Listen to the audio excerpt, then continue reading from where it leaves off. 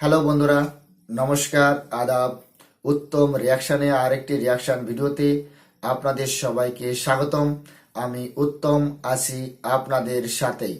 বন্ধুরা, আজ যে ভিডিওটি আপনাদের সাথে দেখব সেই ভিডিওটি নেওয়া হয়েছে ইনফোটক বিডি চ্যানেল থেকে। ভিডিওর টাইটেল হচ্ছে সক্ষমতায় নতুন উচ্চতায় শাহজালাল বিমানবন্দর, হজরত Shahjalal airport radar, third terminal. বন্ধুরা, আপনারা যদি আমার চ্যানেলে নতুন হয়ে থাকেন তাহলে চ্যানেলটি সাবস্ক্রাইব করে আমার পাশেই থাকবেন, বেল আইকন অন করে অল করে রাখবেন পরবর্তী ভিডিওর নোটিফিকেশন পাওয়ার জন্য। অলরেডি যেসব বন্ধুরা চ্যানেলটি সাবস্ক্রাইব করে আমার ইউটিউব পরিবারের সদস্য হয়েছেন তাদের প্রতি রইল অসংখ্য ধন্যবাদ। ভিডিওটা ভালো লাগলে একটা লাইক করবেন, শেয়ার করে আপনার বন্ধুদের দেখার সুযোগ করে দিতে পারেন। কমেন্ট সেকশন লিখে অবশ্যই জানাতে পারেন আপনারা কোন ধরনের ভিডিওতে রিয়াকশন চান। আমি চেষ্টা করব সেই ধরনের ভিডিওতে রিয়াকশন দেওয়ার। বন্ধুরা, অরিজিনাল ভিডিওর লিংক আমার ডিসক্রিপশনে মেনশন করা থাকবে, আপনারা চাইলে চ্যানেলটি ভিজিট করতে পারেন এবং চ্যানেলের ভিডিওগুলো অবশ্যই দেখতে পারেন। তাহলে চলুন বন্ধুরা, ঝটপট ভিডিওটা দেখি আর জেনে নিই ঢাকার শাহজালাল আন্তর্জাতিক এয়ারপোর্টের তৃতীয় টার্মিনালের কি অবস্থা। ভিডিওর শেষে অবশ্যই আমার রিয়াকশন থাকবে।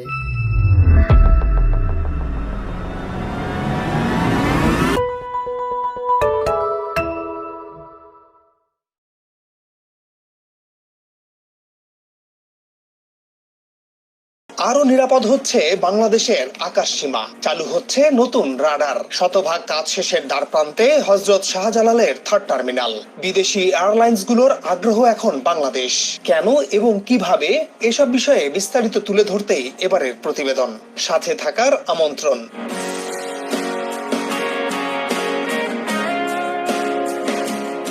গত বছরের অক্টোবরে সফট ওপেনিং এর মাধ্যমে বিশ্ববাসীর সামনে তুলে ধরা হয় ঢাকার হযরত শাহজালাল আন্তর্জাতিক বিমানবন্দরের নতুন ও সর্বাধুনিক তৃতীয় টার্মিনাল।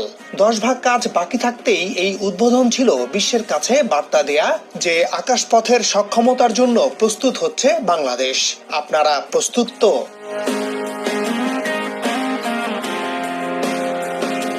এবার আর প্রস্তুতি নয়, বাণিজ্যিক যাত্রার জন্য উপযুক্ত করার পালা থার্ড টার্মিনালকে। আর এর জন্যই আগামী 5 এপ্রিলের মধ্যে তৃতীয় টার্মিনালের অবকাঠামোগত কাজ শেষ করে সিভিল এভিয়েশন কর্তৃপক্ষকে বুঝিয়ে দেবে ঠিকাদার প্রতিষ্ঠান।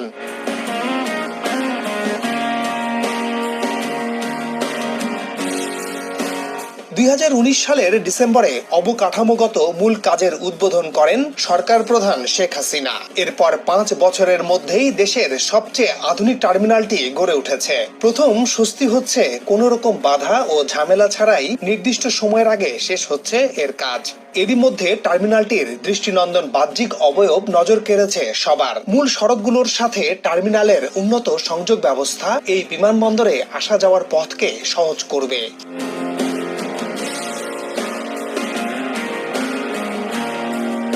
জাপানের ঋণ সহযোগিতায় 21,398 কোটি টাকার এই প্রকল্পটি শুধু একটি অবকাঠামো নয়, বাংলাদেশের অর্থনৈতিক সক্ষমতার চিত্র যেমন তুলে ধরে তেমনি দেশের ভাবমূর্তি উজ্জ্বল করে। আয়তনে 2,30,000 বর্গমিটার বিশাল এই টার্মিনাল দেশের প্রথম ও সবচেয়ে আধুনিক প্রযুক্তিতে তৈরি হচ্ছে। এই টার্মিনাল দেশি বিদেশি যাত্রীদের মানসিকভাবে দেবে স্বস্তি।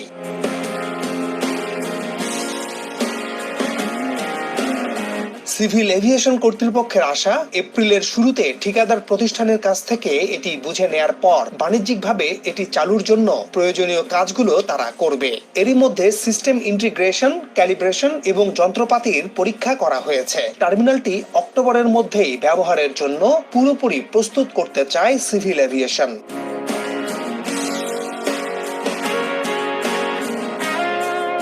তিনতলা টার্মিনাল ভবনটিতে থাকবে 115টি চেক ইন কাউন্টার, 66টি ডিপারচার ও 59টি অ্যারাইভাল ইমিগ্রেশন ডেস্ক এবং 3টি ভিআইপি ইমিগ্রেশন ডেস্ক। ঝকঝকে মনোরম ও প্রচুর আলোর উজ্জ্বলতা নিয়ে তৈরি হচ্ছে তৃতীয় টার্মিনাল। হযরত শাহজালালের আগের দুটি টার্মিনালের চেয়ে দ্বিগুণেরও বেশি আয়তন এই একটি টার্মিনালের।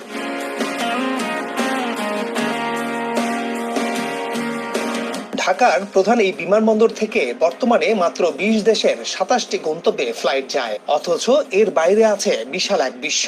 এর পাশাপাশি প্রতি বছর 10 থেকে 13 লাখ বাংলাদেশি শুধু বৈধভাবে বিভিন্ন দেশে কাজের জন্য যাচ্ছেন। এই বিপুল যাত্রীদের গন্তব্যে যাওয়া ও সেখান থেকে দেশে আসার জন্য যে পরিমাণ ফ্লাইটের প্রয়োজন তা দেয়া সম্ভব হচ্ছে না। বাংলাদেশের অভ্যন্তরেও বিরাট এক সম্ভাবনা আছে, সেই সম্ভাবনাগুলো ধরতে চাইছে বিদেশি এয়ারলাইন্স গুলো। এজন্য আরো 34টি দেশ ও বিদেশি এয়ারলাইন্স বাংলাদেশের এই বিমানবন্দর থেকে ফ্লাইট পরিচালনার আগ্রহ দেখাচ্ছে। তারা এতদিন আসেনি কারণ এই বিমানবন্দরের বিদ্যমান দুটি টার্মিনাল আর একটি মাত্র রানওয়ে দিয়ে বিপুল ফ্লাইট আর যাত্রীর চাপ নিতে পারছিল না শাহজালাল বিমানবন্দর, কিন্তু থার্ড টার্মিনাল দিয়ে সেটি সম্ভব।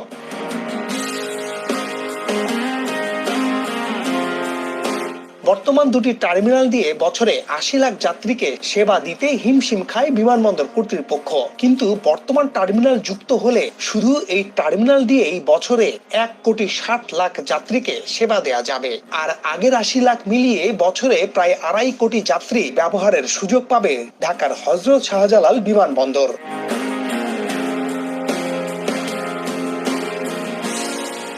এজন্য হযরত শাহজালালে বিমান ওঠানামা দ্বিগুণ হবে। বর্তমানে যেখানে প্রতিদিন গড়ে 150 থেকে 200টি ফ্লাইট ওঠানামা করছে, থার্ড টার্মিনাল চালু হওয়ার পর প্রতিদিন 300 থেকে 400 ফ্লাইট আসা যাওয়া করবে শাহজালালে, অর্থাৎ সক্ষমতা দ্বিগুণ হবে।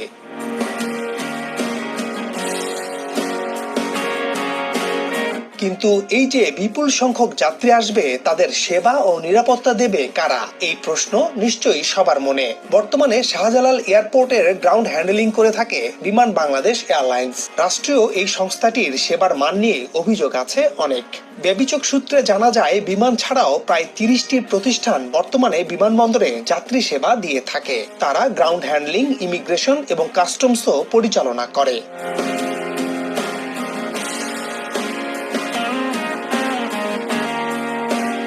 এই অবস্থায় সিভিল এভিয়েশন চায় বিদেশি প্রতিষ্ঠানকে দায়িত্ব দিতে। ইতোমধ্যেই সরকারি বেসরকারি অংশীদারিত্বের অধীনে একটি জাপানি কনসোর্টিয়ামকে তৃতীয় টার্মিনাল পরিচালনা ও রক্ষণাবেক্ষণের দায়িত্ব দেওয়ার সিদ্ধান্ত নিয়েছে সরকার। এপ্রিলে থার্ড টার্মিনাল বুঝে নিয়েই ভেতরে যন্ত্রপাতি বসানো সহ সব কাজ শেষ করে অক্টোবরে থার্ড টার্মিনালের বাণিজ্যিক যাত্রা শুরু করতে চায় সিভিল এভিয়েশন কর্তৃপক্ষ।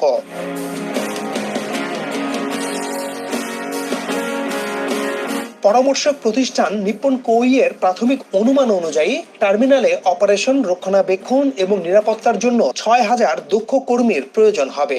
নিরাপত্তা ব্যবস্থার জন্য লাগবে প্রায় 4,000 কর্মী। যেহেতু এত লোকবল অক্টোবরের মধ্যে প্রস্তুত করা যাবে না, তাই প্রথম কয়েক মাসে টার্মিনালটি পুরোপুরি চালু করবে না সরকার। শুরুর কয়েক মাস সিভিল এভিয়েশন ও বিমান বাংলাদেশ এয়ারলাইন্স টার্মিনালটি পরিচালনা করবে। আগামী বছরের ফেব্রুয়ারিতে প্রয়োজনীয় সংখ্যক দক্ষ কর্মী নিয়োগ দিয়ে টার্মিনালটি পুরোপুরি চালু করবে সরকার। তখন জাপানি কনসোর্টিয়াম টার্মিনালের অপারেশন পরিচালনা করবে এবং বেবিচক নিরাপত্তার বিষয়টি দেখবে।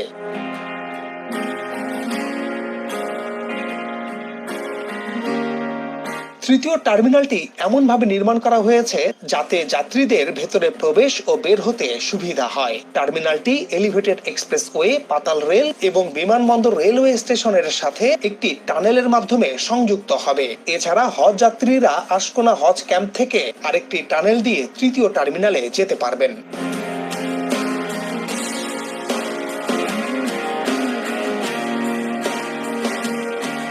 নতুন টার্মিনালে মোট 26টি বোর্ডিং ব্রিজ থাকছে। এর বাইরে আগের দুটি টার্মিনালের 8টি ব্রিজ আছে। নতুন টার্মিনালে 37টি উড়োজাহাজ পার্কিং করা যাবে, আর আগের দুটিতে রাখা যাবে 29টি।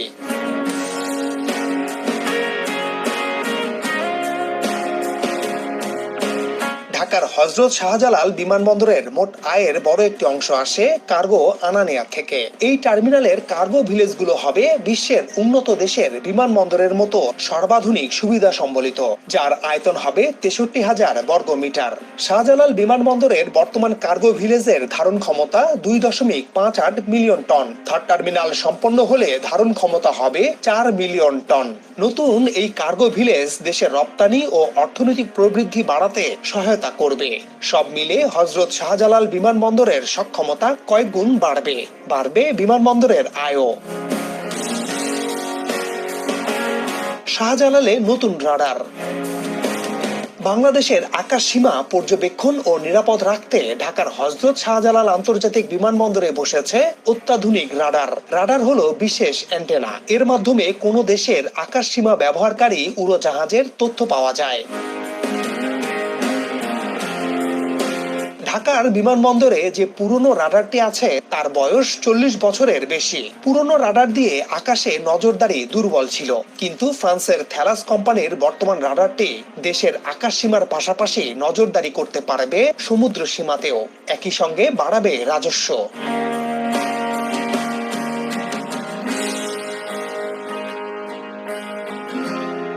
1,47,570 বর্গ কিলোমিটারের বাংলাদেশ ভৌগোলিক কারণে খুবই গুরুত্বপূর্ণ জায়গায় রয়েছে। এর সাথে আছে বিশাল অর্থনৈতিক সমুদ্র সীমা, যা উপকূল থেকে 200 নটিক্যাল মাইল বা 370.40 কিলোমিটার পর্যন্ত বিস্তৃত। প্রতিদিন বাংলাদেশের মূল ভূখণ্ড ও সমুদ্র সীমার মধ্য দিয়ে যত ফ্লাইট যাতায়াত করে তার জন্য ওইসব ফ্লাইটকে টাকা দিতে হয় বাংলাদেশকে। বেবিচকের তথ্য বলছে, প্রতিদিন দেশি বিদেশি এয়ারলাইন্সের কমপক্ষে 600টি ফ্লাইট ব্যবহার করছে বাংলাদেশের আকাশ সীমা। বাংলাদেশের ফ্লাইট ইনফরমেশন রিজিওনে বা FIR এ অন্য দেশের উড়োজাহাজের উপস্থিতি সবার আগে ধরা পড়ে রাডারে, যা থেকে বের করা হয় সেই ফ্লাইটের অবস্থান ও গন্তব্য। জরুরি প্রয়োজনে করা হয় যোগাযোগ।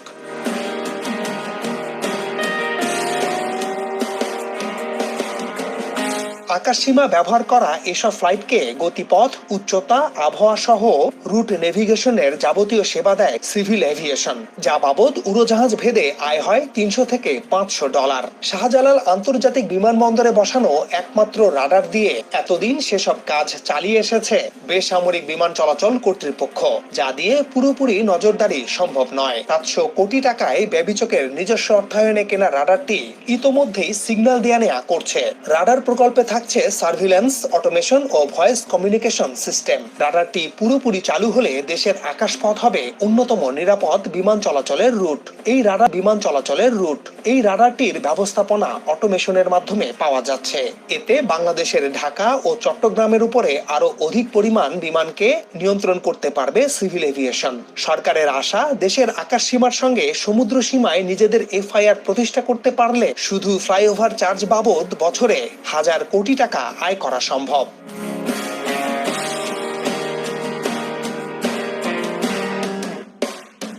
চলতি বছরের অক্টোবরে তৃতীয় টার্মিনাল ও নতুন রাডার কার্যক্রম শুরু করলে আকাশপথে নিজেদের আরো সক্ষম করে তুলে ধরতে পারবে বাংলাদেশ।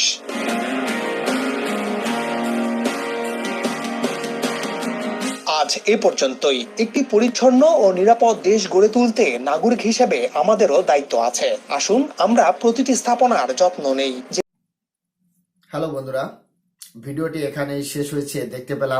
দেখতে পেলাম বাংলাদেশের যে শাহজালাল আন্তর্জাতিক বিমানবন্দরে তৃতীয় টার্মিনাল নির্মাণ হচ্ছে, তা কতটা সুন্দর হয়েছে। এত সুন্দর, এত বিউটিফুল, এত ভালো একটা টার্মিনাল। আসলে অনেক দেশের টার্মিনালকে হার মানাবে এই টার্মিনালটি। টার্মিনালের সাথে যে সব ফ্যাসিলিটি রয়েছে, ফ্লাইওভার থেকে শুরু করে, আন্ডারগ্রাউন্ড রোড থেকে শুরু করে, এবং টার্মিনালের সামনে এত সুন্দর একটা সুইমিং পুল নির্মাণ করা হয়েছে, আসলে দেখার মতো। এর কোনো জবাব হয় না। আসলে বাংলাদেশের যে ডেভেলপমেন্ট প্রজেক্ট, বাংলাদেশে যে পরিমাণে কাজ হচ্ছে, সেটা এই ছোট্ট একটা ভিডিওই বর্ণনা করে শেষ করা যাবে না। সব থেকে মজার ব্যাপার হচ্ছে, বিগত সময়, বেশিরভাগ সময় BNP, Bangladesh national party, BNP শাসন করেছে বাংলাদেশকে, কিন্তু এত পরিমাণে ডেভেলপমেন্ট প্রজেক্ট কোনোদিন লঞ্চ হয়নি বাংলাদেশে। বাংলাদেশের বর্তমান প্রধানমন্ত্রী শেখ হাসিনাজি বাংলাদেশের নাম বিশ্বের বুকে স্বর্ণ অক্ষরে লেখার জন্য যেভাবে কাজ করে যাচ্ছেন, তাকে অবশ্যই স্মরণ রাখতে হবে বা স্মরণ করবে আগামী প্রজন্ম। তার কারণ আপনারা দেখেছেন কর্ণফুলী নদীর নিচেই টানেল নির্মাণ হয়েছে, আর ঢাকার বুকে যেভাবে ফ্লাইওভারের জাল, মেট্রো রেল, তারপর পদ্মা নদীর উপর পদ্মা ব্রিজ, ডুয়েল ব্রিজ, তারপর যমুনা নদীর উপর আবার রেল ব্রিজ নির্মাণ হচ্ছে আলাদাভাবে, রূপপুর পারমাণবিক যে বিদ্যুৎ কেন্দ্র নির্মাণ হচ্ছে, এবং বাংলাদেশের যতগুলো ডোমেস্টিক এয়ারপোর্ট আছে সবকটা এয়ারপোর্টের কায়াকল্প বদলানোর জন্য মানে জদ্দুজাহাজ করছে বাংলাদেশের বর্তমান প্রধানমন্ত্রী শেখ হাসিনাজি। আসলে কি বলবো, বলে বোঝানোর মতো না। সত্যি বলতে বাংলাদেশের চেহারা ছবি সবকিছু পাল্টে গিয়েছে এই কয়েকটা বছরের মধ্যে। কিন্তু বাংলাদেশের কিছু জনগণ কেন যে বর্তমান সরকার বা শেখ হাসিনাজির এত বিরোধিতা করছে সেটা আসলে বুঝে ওঠা খুবই দুষ্কর। মজার ব্যাপার হলো এই শাহজালাল আন্তর্জাতিক বিমানবন্দরের যে পুরাতন রাডার, তার বয়স 40 বছর হয়ে গেছে। 40 বছর ধরে সার্ভিস দিয়ে আসছে এই রাডারটা। ভাবতে পারছেন বন্ধুরা? ভাবতে পারছেন? গত বছর অক্টোবরে আংশিক বা সফট যে উদ্বোধন করেছিল প্রধানমন্ত্রী শেখ হাসিনাজি, সেটা আমরা দেখেছি, জানি। চলতি বছরের অক্টোবরে হয়তো সম্পূর্ণরূপে যাত্রীদের জন্য, আম পাবলিকদের জন্য উন্মুক্ত করে দেওয়া হবে এই তৃতীয় টার্মিনালটি। তারই সম্ভাবনা বা তারই ব্যবস্থাপনা চলছে। ঢাকায় যে উন্নত সড়ক নির্মাণ হয়েছে তার সাথে কানেক্টিভিটি করা হয়েছে তৃতীয় টার্মিনালটি। ডাইরেক্ট তৃতীয় তলাতে চলে যাওয়া যাচ্ছে ফ্লাইওভারের উপর দিয়ে। ভাবতে পারছেন বন্ধুরা কতটা আধুনিকভাবে নির্মাণ করা হয়েছে এই তৃতীয় টার্মিনালটি। বিভিন্ন ধরনের সুযোগ সুবিধা রয়েছে, বিভিন্ন ধরনের স্বয়ংক্রিয় যে চেক ইন কাউন্টার রয়েছে, আপনারা সেখানে নিজে নিজে চেক ইন করতে পারবেন। সব ধরনের ফ্যাসিলিটি রয়েছে এই টার্মিনালের মধ্যে। জাপানের টাকায় নির্মাণ হয়েছে এই তৃতীয় টার্মিনালটি। 21,398 কোটি টাকা খরচ হয়েছে এই টার্মিনালটি নির্মাণ করার জন্য। আবার চলতি বছরের অক্টোবরেই হয়তো চালু হতে পারে এই তৃতীয় টার্মিনাল। তৃতীয় টার্মিনালটি 3 তলা বিশিষ্ট, সেটাও জানতে পেরেছি আজকের এই ভিডিওর মাধ্যমে। মোস্ট বিউটিফুল তৃতীয় টার্মিনালটি। তৃতীয় টার্মিনাল দিয়ে বছরে 1,07,00,000 যাত্রীকে সেবা দিতে পারবে। পুরাতন যে টার্মিনাল রয়েছে তাতে 80 লাখ যাত্রীদের সেবা প্রদান করে থাকে বাংলাদেশের এই এয়ারপোর্টটি। তবে এই 3টি টার্মিনাল মিলে আগামী দিনে 2.5 কোটি যাত্রীদের মানে বছরে সেবা দিতে পারবে। এটাও জানতে পারলাম এই ভিডিওর মাধ্যমে। সুদূর ফ্রান্স থেকে নিয়ে আসা হয়েছে অত্যাধুনিক রাডার। শুধু এয়ারপোর্টই নয়, বাংলাদেশের সমগ্র আকাশসীমা এবং জলসীমা এই রাডার তার নজরে রাখবে। সমস্ত ধরনের ফ্যাসিলিটি রয়েছে এবং বিদেশি জাহাজ মানে ডিটেক্ট করা যাবে এই রাডার দিয়ে। বন্ধুরা, আজকের ভিডিও আপনাদের কেমন লেগেছে সেটা কমেন্ট সেকশনে লিখে অবশ্যই জানাতে পারেন। চ্যানেলে নতুন হলে চ্যানেলটি সাবস্ক্রাইব করে আমার পাশেই থাকবেন, বেল আইকন অন করে অল করে রাখবেন পরবর্তী ভিডিওর নোটিফিকেশন পাওয়ার জন্য। অলরেডি যেসব বন্ধুরা চ্যানেলটি সাবস্ক্রাইব করে আমার ইউটিউব পরিবারের সদস্য হয়েছেন তাদের প্রতি রইল অসংখ্য ধন্যবাদ। ভিডিওটা ভালো লাগলে একটা লাইক করবেন, শেয়ার করে আপনার বন্ধুদের দেখার সুযোগ করে দিতে পারেন। কমেন্ট সেকশন লিখে অবশ্যই জানাতে পারেন আপনারা কোন ধরনের ভিডিওতে রিয়াকশন চান। আমি চেষ্টা করব সেই ধরনের ভিডিওতে রিয়াকশন দেওয়ার। তাহলে সবাই ভালো থাকুন, সুস্থ থাকুন। দেখা হচ্ছে নেক্সট রিয়াকশন ভিডিওতে। ততক্ষণ সবাইকে নমস্কার, জয় হিন্দ।